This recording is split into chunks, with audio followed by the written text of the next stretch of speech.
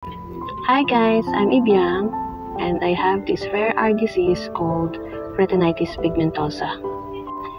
Isa siyang case sa mata na nakukuha sa genes, genetics, lahi, namamana. Na yung sakit na yon, ang pinaka-problema is ang retina.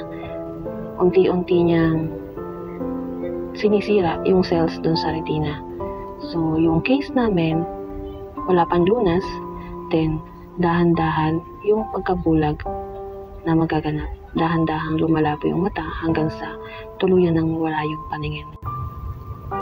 Sa ngayon, meron pa naman akong center vision since nung ma-diagnose ako noong 2018.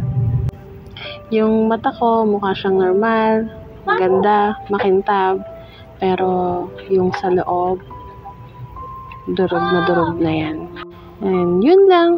Ako ulit si Ibiang at isa akong visually impaired na merong rare eye disease na tinatawag na retinitis pigmentosa.